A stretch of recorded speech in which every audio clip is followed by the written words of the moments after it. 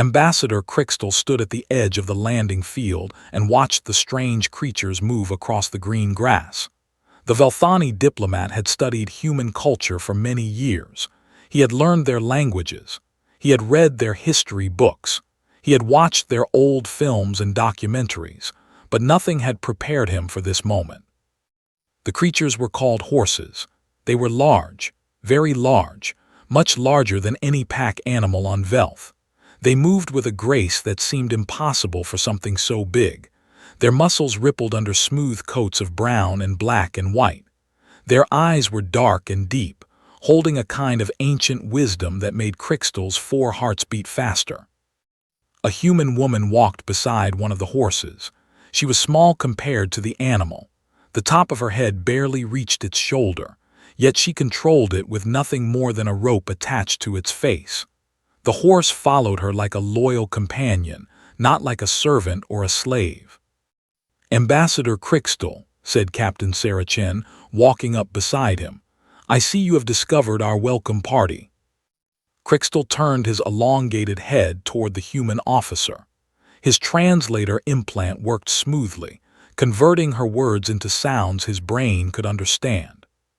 "These are the horses," he said, "the animals from your history texts, the ones that changed everything." Captain Chen smiled. It was a strange expression. Humans showed their teeth when they were happy. On Velth, showing teeth meant you wanted to fight, but Crystal had learned to read human faces over his years of study. "Yes," she said, "these are horses. The Cavalry Division wanted to give you a proper welcome. They thought you might appreciate seeing what they do." "Cavalry Division," Crystal clicked his mandibles in confusion. "I thought cavalry was something from your ancient past, your medieval period, your wars before machines." Captain Chen's smile grew wider. "That is what most aliens think. Come, let me show you something."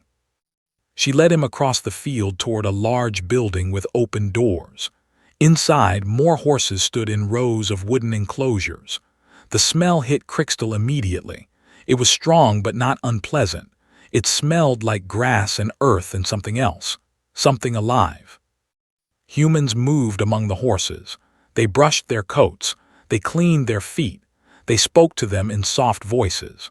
The horses responded with low sounds and gentle movements of their great heads. "On Velth," Crystal said slowly, "we have pack animals, small creatures called Threx. They carry our supplies, they pull our carts, but they are stupid. They do not listen. They must be controlled with pain sticks and shock collars." Captain Chen stopped walking. Her face changed. The smile disappeared. Something harder took its place. "We do not use pain to control horses," she said. "Not anymore. Not for a very long time. Horses work with us because they choose to, because we have built trust over thousands of years."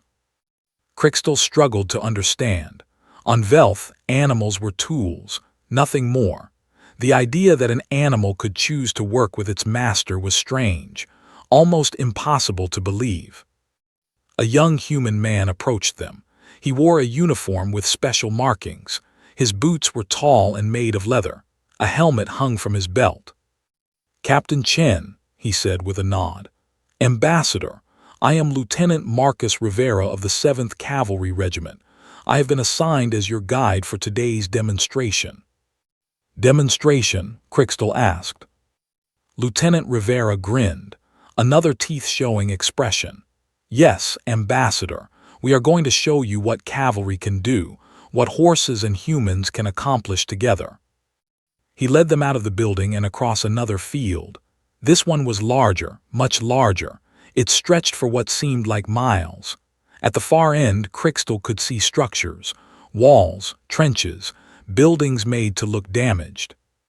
"This is our training ground," Lieutenant Rivera explained. "We use it to prepare for missions, the kind of missions that machines cannot do." "I do not understand," Crystal said. "Your species has powerful vehicles, tanks, aircraft, machines that can travel faster and hit harder than any animal. Why would you use horses?" Lieutenant Rivera stopped. He looked out across the field with an expression could not read. "Ambassador," he said, "let me ask you something. How do your armies move through difficult terrain, mountains, jungles, places where roads do not exist?" "We use walking machines," Crystal answered. "Mechanical legs that can climb and crawl. They are expensive, but they work. And when those machines break down, when they run out of fuel, when the enemy uses electromagnetic weapons to disable them." Crystal was quiet. These were real problems, problems the Velthani military had struggled with for generations. "Horses do not need fuel," Lieutenant Rivera said. "They eat grass. They drink water. They heal from injuries that would destroy a machine. They can sense danger before any sensor system. They can move in complete silence. And they bond with their riders in ways that create something greater than the sum of its parts." A horn sounded in the distance. Lieutenant Rivera's grin returned. "Ah," he said, "the demonstration is beginning. Watch, Ambassador. Watch and understand why humanity never truly abandoned the horse." Riders appeared at the edge of the field, dozens of them. They sat atop their horses with perfect balance. They wore modern armor and carried modern weapons, but they also carried swords at their sides, long blades that gleamed in the afternoon sun.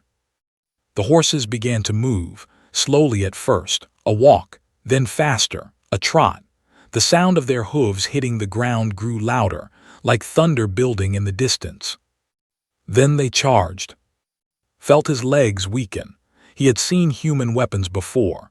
He had witnessed their ships, their tanks, their soldiers with their rifles and grenades, but this was different. This was something primal, something that reached past his rational mind and grabbed at something deeper. The horses ran like the wind itself had taken physical form. Their riders moved with them as if they were single creatures. The thunder of hooves became a roar. The ground trembled with it. They swept across the field like a wave. They hit the first obstacle course with terrifying speed. Horses jumped over walls that seemed too high. They twisted through narrow passages that seemed too tight. Riders fired weapons with perfect accuracy while their mounts never broke stride. "By the stars," Crystal whispered. His translator did not even try to convert the Velthani expression of shock. "By all the stars in the sky." Captain Chen stood beside him. Her arms were crossed. Her expression was proud. "Now you understand," she said. "Now you see what the Mongols saw, what the Macedonians saw, what every army in human history saw when cavalry appeared on the horizon." "How?" Crystal asked. "How did your species create this bond, this partnership?" "Time," Captain Chen answered. "Trust, patience, and something that most species never understand." "What is that?" "Love, Ambassador. Humans love their horses, and horses in their own way love us back." The demonstration continued for another hour. Crystal watched in growing amazement as the cavalry performed maneuvers that should have been impossible. They charged up steep hills. They crossed rivers without slowing down. They performed coordinated attacks with timing so perfect it seemed choreographed. But it was not choreographed. Lieutenant Rivera explained that horses and riders made decisions together. The rider would give commands, but the horse would add its own knowledge, its own instincts. Together, they could do things that neither could do alone. After the demonstration, Lieutenant Rivera introduced Crystal to his own horse, a massive creature called Thunder. The name was appropriate. Standing next to Thunder, Crystal felt very small. "May I touch him?" Crystal asked. "Of course," Lieutenant Rivera said. "Hold out your hand. Let him smell you first. Horses like to know who they are meeting." Crystal extended one of his forearms. Thunder lowered his great head and sniffed. His nostrils flared. His breath was warm against Crystal's scales. Then something unexpected happened. Thunder pressed his nose against Crystal's palm, gently, almost tenderly. "He likes you," Lieutenant Rivera said, sounding surprised. "Thunder does not like most strangers." Crystal stood very still. He did not want to break this moment, this connection. He had never felt anything like it before. On Velth, animals were tools, but this animal was looking at him, really looking at him, as if trying to understand what he was. "Hello," Crystal said softly. "Hello, Thunder." The horse snorted. It sounded almost like a laugh. The cavalry riders gathered their horses and began walking back toward the stables. Lieutenant Rivera invited Crystal to join them. The ambassador agreed immediately. He wanted to learn more. He needed to learn more. As they walked, Crystal asked questions. How long did it take to train a cavalry horse? How did riders learn to fight from horseback? How did the military decide which horses were suitable for combat? Lieutenant Rivera answered each question with patience. He explained that cavalry horses were trained for years before they were ready for service. He explained that riders spent thousands of hours practicing. He explained that horses were chosen for courage and intelligence, not just strength and speed. The bond between rider and horse is sacred, he said. It is built on mutual respect. The rider must care for the horse as if it were family. The horse must trust the rider completely. Only then can they become one. One, Crystal repeated. You keep using that word, but you are two separate beings. Lieutenant Rivera smiled. In battle, Ambassador, we do not feel separate.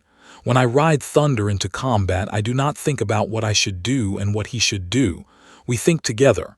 We move together. We fight together. Two bodies, one mind.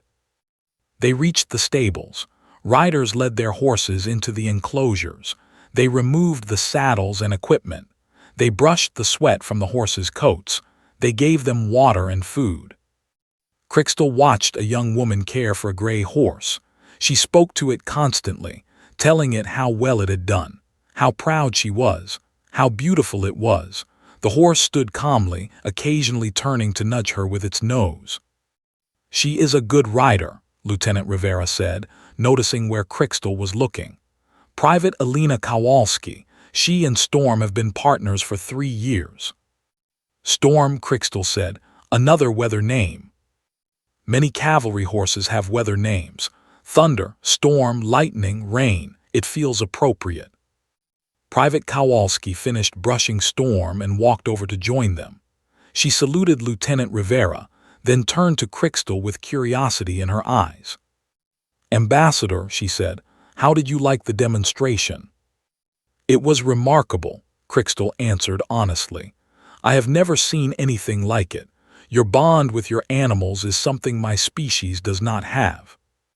Private Kowalski's expression softened. They are not just animals to us, Ambassador. They are partners, friends, family. Storm saved my life once. During a mission on Colony 7, we were ambushed. My weapon jammed. An enemy soldier came at me with a blade. She paused. Her hand moved to touch a scar on her arm that Crystal had not noticed before. Storm kicked him, she continued, broke 3 of his ribs, gave me time to draw my sidearm. The enemy soldier survived barely. I captured him. The mission was a success, but only because Storm protected me. The horse knew to protect you, Crystal asked. How? Because I would have done the same for her, Private Kowalski said simply. That is what partnership means. You protect each other. You trust each other. You love each other. There was that word again, love. Had heard it many times during his studies of humanity. Humans used it often. They loved their families. They loved their homes. They loved their ideas and their art and their food. And apparently they loved their horses. On Velth there was no equivalent word. There was loyalty to clan. There was duty to empire. There was satisfaction in accomplishment. But love, that was a human thing. A strange, irrational, powerful human thing. And standing in this stable, watching these humans care for their horses, Crystal began to wonder if love was what had made humanity so successful, so dangerous, so unlike any other species in the galaxy. I have much to think about, he said, much to include in my report to the High Council. Captain Chen appeared beside him. I hope your report will be favorable, Ambassador. "It will be truthful," Crystal replied. "And the truth, I think, is this. Humanity has allies that no other species possesses. Not your machines, not your weapons, but your animals, your horses. The creatures you have loved for so long that they have become part of your very spirit." Captain Chen nodded slowly. "That is a good way to put it, Ambassador. A very good way indeed." That night Crystal lay in his quarters at the human base. His mind would not rest. He kept thinking about what he had seen. The horses, the riders, the bond between them. He pulled out his personal data pad and began composing his report. The words came slowly at first, then faster. By the time the sun rose, he had written more than he had written in years. His conclusion was simple. Humanity was not dangerous because of their weapons or their ships or their willingness to fight. They were dangerous because they formed bonds, deep, unbreakable bonds, with each other, with their machines, with their animals. And those bonds made them stronger than any single being could ever be. The High Council would not like this report. They would not want to hear that humanity's strength came from something as intangible as love. They would demand proof, evidence, numbers and statistics. But Crystal knew the truth. He had seen it with his own eyes. He had felt it with his own heart when thunder pressed his nose against his palm. Humanity was not a species to be conquered or controlled. They were a species to be respected, perhaps even feared, because any species that could take a wild animal and, through thousands of years of patience and love, turn it into a partner, that species could do anything. Absolutely anything. The next morning, Crystal asked Captain Chen for one more favor before he departed. He wanted to ride a horse, not in combat, not in a demonstration, just a simple ride across the green fields of Earth. Captain Chen hesitated. Riding was not easy. It took years of practice, but she saw something in the ambassador's eyes, a genuine desire to understand, to connect. She made some calls. An hour later, Crystal stood next to a gentle mare named Whisper. She was old for a cavalry horse. Her days of combat were behind her. Now she served as a training horse, helping new riders learn the basics. A human instructor helped Crystal climb onto Whisper's back. It was awkward. His body was not designed for riding, but eventually he found a position that worked. "Ready?" the instructor asked. "No," Crystal admitted, "but proceed anyway." The instructor laughed and led Whisper forward. They walked slowly across the field. Crystal held the reins with two hands while his other two gripped the saddle for balance. It was uncomfortable. It was clumsy. It was nothing like what he had seen the cavalry do. But it was also wonderful. Whisper moved beneath him with a rhythm that was almost musical. He could feel her breathing. He could sense her muscles working. He could tell somehow that she was being careful with him, gentle, patient, just like the humans who had trained her. They walked for 20 minutes, slowly, peacefully. When they returned to the starting point, Crystal did not want to get down. He wanted to keep riding forever, to keep feeling this connection with another living being. "Thank you," he said to Whisper as the instructor helped him dismount. "Thank you for carrying me." Whisper turned her head and looked at him.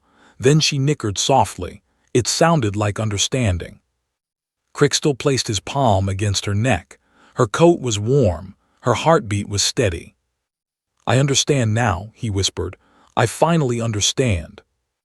Ambassador Crystal left Earth 3 days later. His ship rose through the atmosphere and entered the darkness of space. He watched through the viewing port as the blue and green world grew smaller behind him. Somewhere down there, horses were running across fields. Riders were training for battles that might never come. And a bond that had begun thousands of years ago continued, as strong as ever.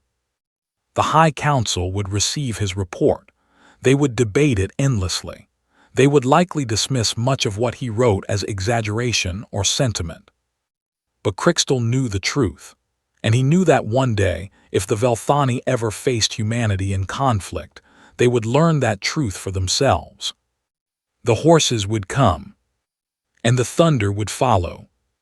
3 months after Crystal's visit, a crisis emerged on the frontier world of Nexus 7. A group of raiders had taken control of a mining settlement in the mountains. They held 200 colonists hostage. They demanded ransom. They threatened to kill everyone if their demands were not met.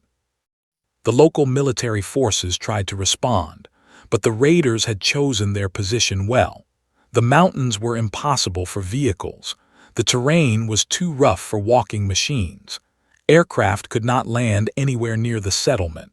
Any ground approach would be seen for miles. The situation seemed hopeless.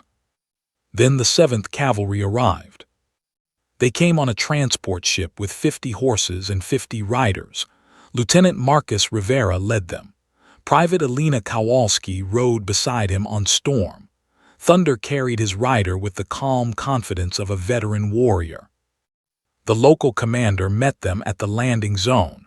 He looked at the horses with disbelief. "You must be joking," he said.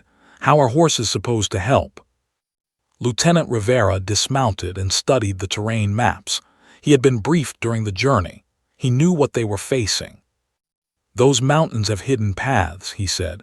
"Old mining trails, game tracks, routes that no vehicle can travel, but horses can. Even if you reach the settlement, what then? The raiders have modern weapons, automatic rifles, grenades. Your horses are, well, horses." Lieutenant Rivera smiled, that familiar smile that showed his teeth. "You might be surprised what horses can do," he said. "We have not survived for centuries by being useless." The cavalry moved at night. They followed a trail that wound through the mountains like a snake. The path was narrow. Sometimes only one horse could pass at a time. Sometimes they had to dismount and lead their horses over difficult sections. But they kept moving, steadily, silently. The horses stepped carefully, their instincts guiding them around loose rocks and dangerous edges. The riders trusted them completely. Private Kowalski rode near the middle of the column. Storm moved beneath her with the ease of long practice.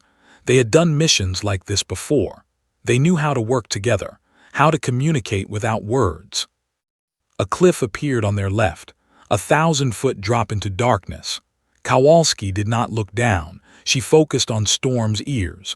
They pointed forward, alert but calm. If there was danger, Storm would sense it first.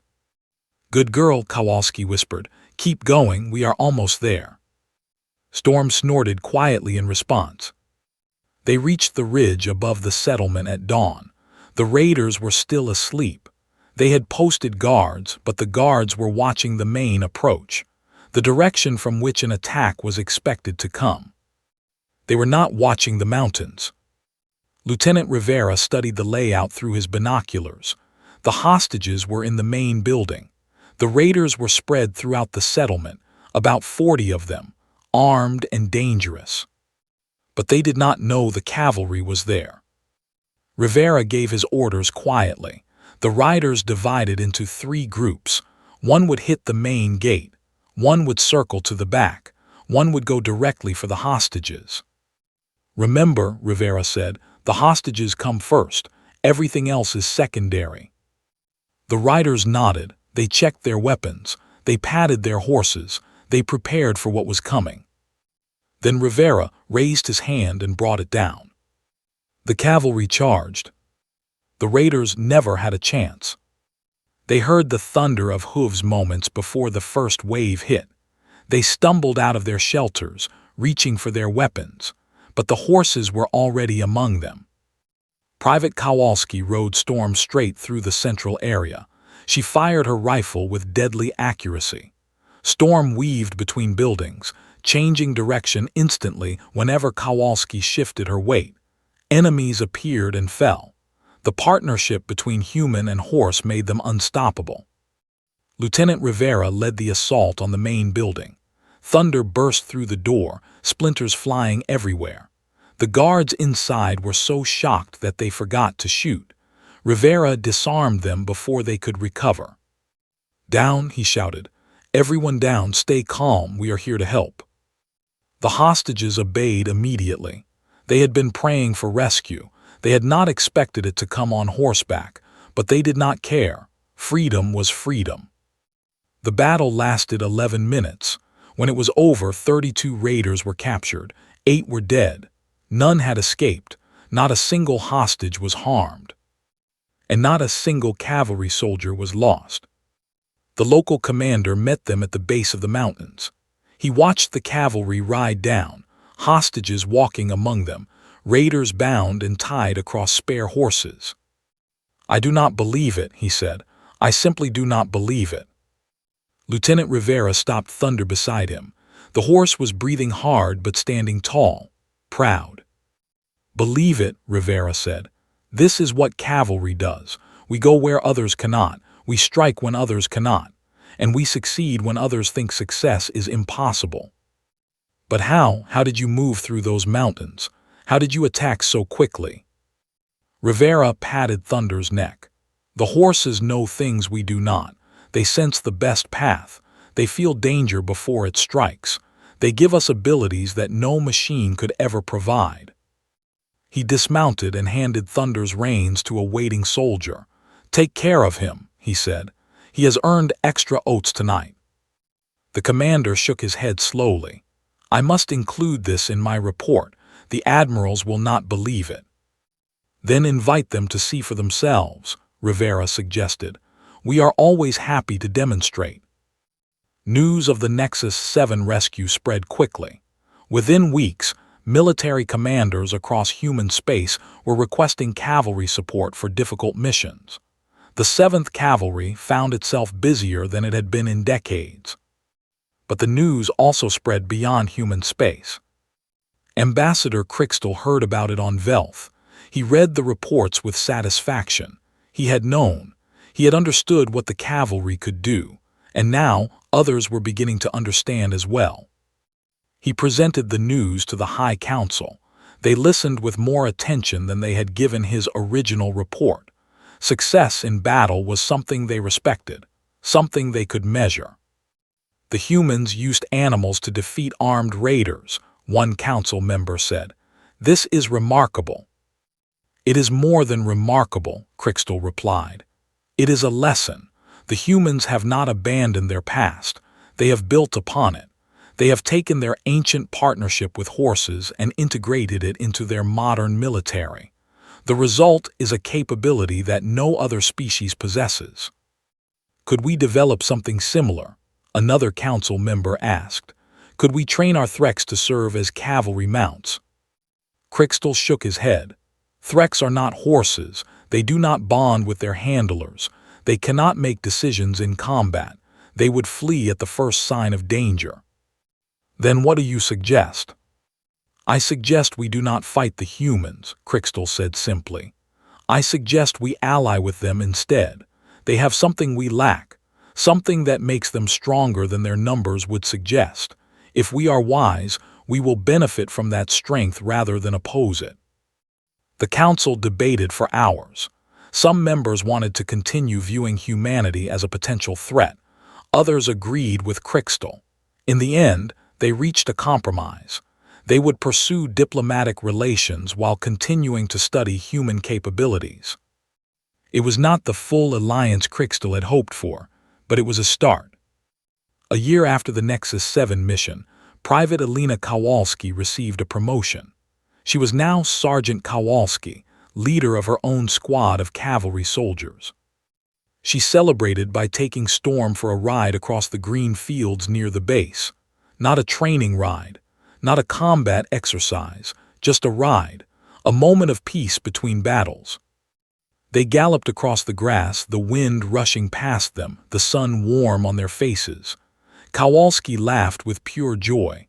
This was why she had joined the cavalry, not for the fighting, for the partnership, for the bond. Storm ran like she was young again. Her gray coat gleamed in the light. Her hooves barely seemed to touch the ground. She was free. They were free together. When they finally stopped at the top of a hill, Kowalski dismounted and stood beside her horse. She looked out across the landscape. fields and forests and mountains in the distance. "We are still here," she said to Storm. "After thousands of years, we are still here, humans and horses together." Storm nudged her shoulder. "Yeah," Kowalski said with a smile. "I know I love you too." Far across the galaxy, on the capital world of the Velthani Empire, Ambassador Crixtal finished his latest report.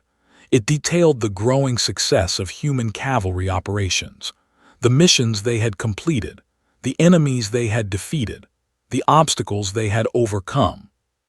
But the report also contained something personal, a request. Wanted to return to Earth. He wanted to ride Whisper again. He wanted to feel that connection one more time. He wanted to understand, truly understand, what it meant to be a partner rather than a master. The High Council approved his request. They saw value in continued diplomatic contact. They did not understand his personal reasons. They probably never would. But that was acceptable. Did not need them to understand. He only needed to go. 3 weeks later, Crixtal stood once again on the green fields of Earth. The cavalry base had not changed much. The stables still smelled of grass and earth. The horses still moved with graceful power. The riders still spoke to their mounts with love in their voices. Captain Chen met him at the landing zone. She was a major now. Her hair had more gray in it, but her smile was the same. "Welcome back, Ambassador," she said. "Whisper has been waiting for you." They walked together to the stables. Whisper stood in her enclosure, older but still beautiful. When she saw Crixtal, she nickered softly and pressed her nose against the bars. "She remembers me," Crixtal said with wonder. "Of course she does," Major Chen replied. "Horses never forget the people who treat them with kindness." Reached through the bars and touched Whisper's face. Her coat was soft. Her breath was warm. Her eyes looked at him with recognition, and he thought welcome. "Hello again, old friend," he said. "I have missed you." Whisper nickered once more. It sounded like agreement. They rode that afternoon. Slowly, just like before, was still awkward on horseback. His body was still not designed for riding, but it did not matter. The connection was there. The partnership, the bond. As they walked across the field, Crixtal thought about everything he had learned. About horses and humans. About love and trust. About partnerships that transcended species and survived millennia. The Velthani had never created anything like this. They had conquered worlds. They had built empires. They had developed technologies that amazed even themselves. But they had never loved an animal. They had never formed a bond that made them more than they were alone. Perhaps that would change.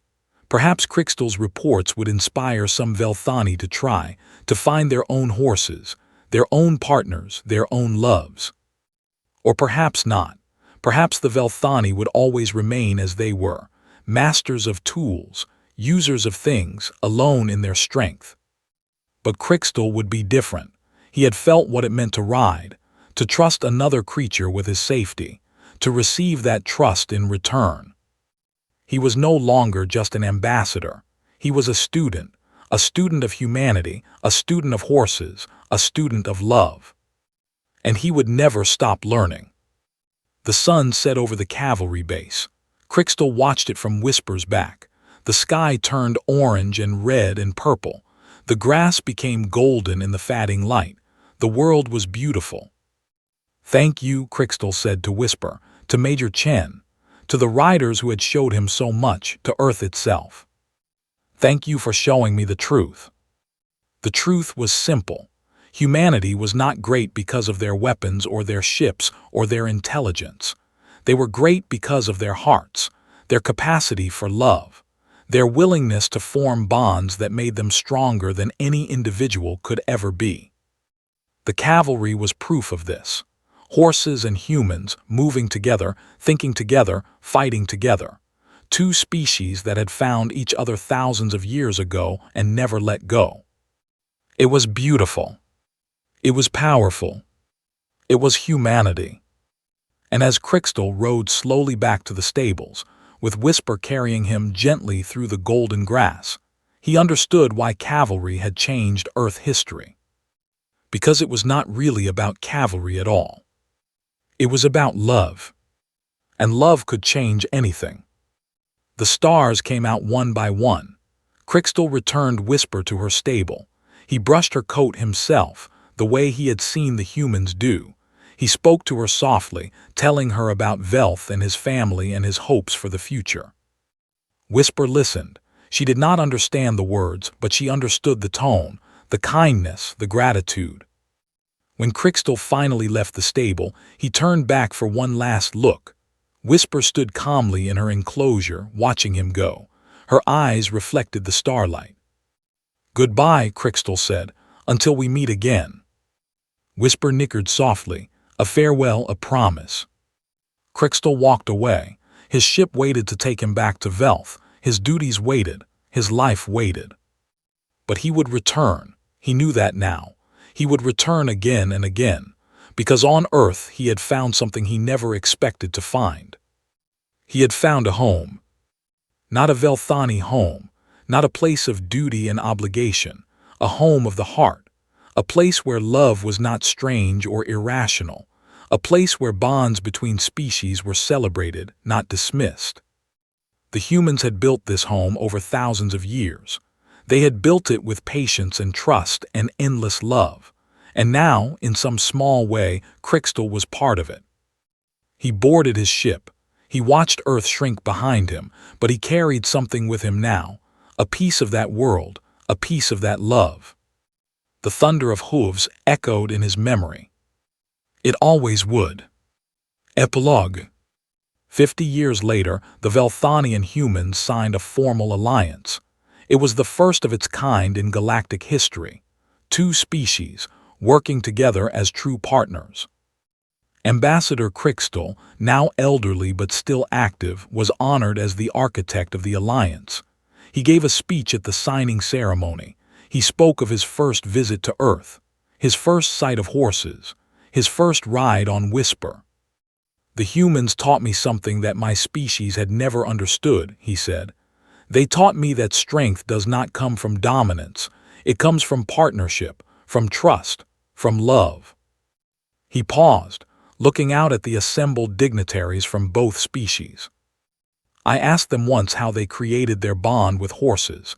They told me it took thousands of years of patience, of caring, of choosing to work together rather than forcing obedience." He smiled, a Velthani smile which looked nothing like a human one but carried the same meaning. "We have begun our own journey now. Velthani and humans learning to trust each other, learning to be partners. It will take time, perhaps centuries, perhaps longer, but I believe we will succeed." He raised one of his forearms in a gesture of hope. "Because we have learned from the best teachers in the galaxy." He thought of horses, of Whisper, of thunder and storm and all the others. "We have learned from love." The audience applauded. Humans clapped their hands. Velthani clicked their mandibles. The sounds mixed together in a harmony that had never existed before. A new partnership was beginning. And somewhere on Earth, horses still ran across green fields. Riders still trained for battle. And the ancient bond between human and horse continued, as strong as ever. The thunder would never stop.